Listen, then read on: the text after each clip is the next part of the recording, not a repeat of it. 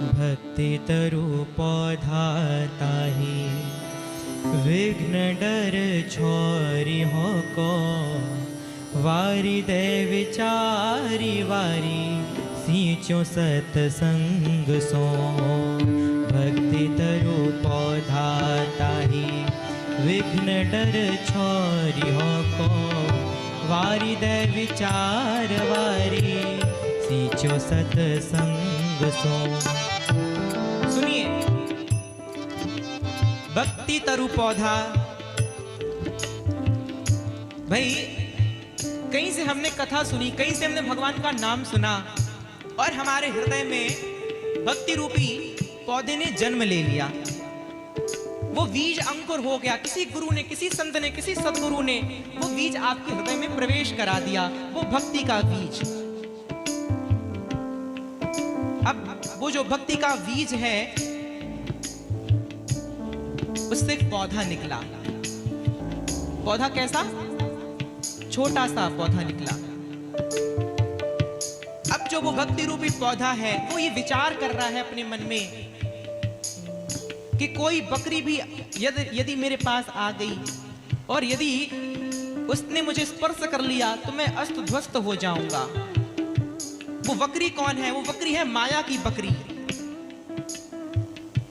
कथा में आकर के हमारे हृदय में वो भक्ति रूपी बीज अंकुरित तो हुआ, लेकिन जैसे हम कथा से निकले, तुरंत माया रूपी बकरी ने हमारे ऊपर आकर के हम पर प्रहार कर दिया। तो वो जो पौधा है वो परिपक्व कैसे होगा?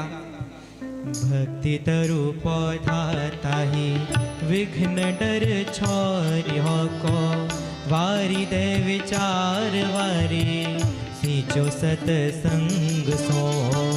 भक्ति तरु पौधा ताही, विघ्न डर छोरी हो को, वारी दे विचार वारी, सींचो सतसंग सो। आग्योई वर्णन गोंदा, चाहूं दिसी कढ़न सो, चढ़त आकाश यस, फैल्यो बहु रंग सो। क्या कह रहे हैं? सुनिए, श्री नाभा गोस्वामी बता रहे हैं, भाई वो पौधा इस हृदय में अंकुरित तो हो गया, लेकिन वो पौधा विशाल कैसे बने, वो पौधा परिपक्व कैसे हो, उसके लिए तो भाई पौधे में जल डालना पड़ेगा, उस पौधे की रखवाली करनी पड़ेगी।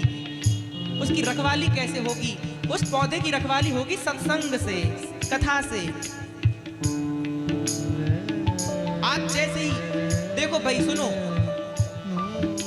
कोई इतना पापी नहीं होता कि उसके हृदय में भक्ति ना हो,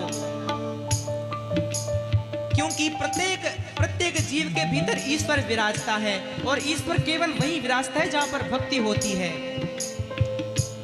लेकिन वो भक्ति फिर चली कहां जाती है? वो भक्ति माया के लपेटे में आकर के कहीं छिप जाती है।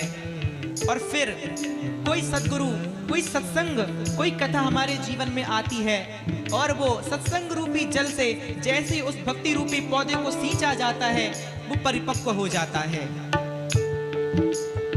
और बंधु, जब पौधा बड़ा होता है ना, तो उसकी जो शाखाएं हैं वो दूर दूर तक फैलने लगती हैं।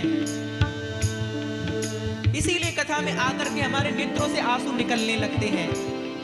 इसीलिए कथा में आकर के हम बिल्कुल देहहीन हो जाते हैं। हमें अपने देह का भान नहीं रहता। हमें ये भान नहीं रहता कि कौन हमें देख रहा है, कौन हमें क्या कह रहा है।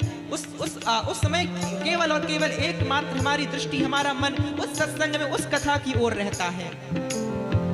क्यों? क्योंकि सत्संग रूपी जल से आपको सींचा जा रहा है, उस पौधे को सींचा जा रहा है, वो पौधा बड़ा हो रहा है। वो भक्ति का पौधा आकाश की ऊंचाइयां छू रहा है। संत और आलवाल शोभित विशाल छाया, संत और आलवाल शोभित विशाल छाया, जिए जीव जाल ताप गए यो प्रसंग सो, जिए जीव जाल ताप गए यो प्रसंग सो। देखो बड़वारी अजाहू की शंका होती, देखो बड़वाही जाही। अजाहू की शंका होती, ताही पेड़ बांधे झूमे, हाथी जीते संग सो। ताही पेड़ बांधे झूमे, हाथी जियो संग। सुनिए, आहा, कितना सुंदर नाभा गोस्वामी कह रहे हैं। उस सत्संग रूपी जल से वो पौधा बड़ा हो गया, और जब उस पौधे ने आकाश की ऊंचाइयां छू ली, तब जब वो पौधा छोटा था, तब उस पौधे को एक बकरी से भी डर लगता था। लेकिन आज माया रूपी विशाल हाथी भी क्रोध से भरा हुआ अगर उसके सामने आ जाए तो भी वो उस वृक्ष का कुछ बिगाड़ नहीं सकता। ये सामर्थ्य है सत्संग में, ये सामर्थ्य है केवल और केवल हरि कथा में। ये सामर्थ्य और कहीं नहीं है बंधुओं। जब आप सत्संग से जुड़ते हो ना, आपका चित्त निर्मल हो जाता है।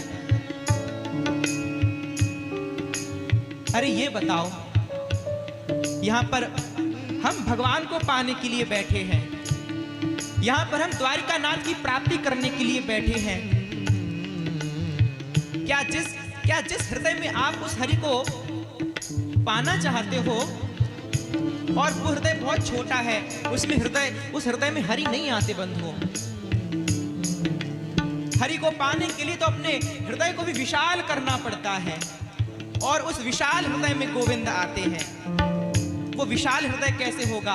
वो विशाल हृदय, वो विशाल वृक्ष केवल और केवल सत्संग से होगा, और किसी दूसरे में ये सामर्थ्य ही नहीं है। भक्ति तरु पौधा ताही, विघ्न डर छोरी होको, वारी दे विचार वारी, सींचो सत्संग सो। वारी दे विचार वारी, सींचो सत्संग सो। हरे कृष्ण कृष्ण कृष्ण हरे हरे, हरे राम राम राम हरे हरे।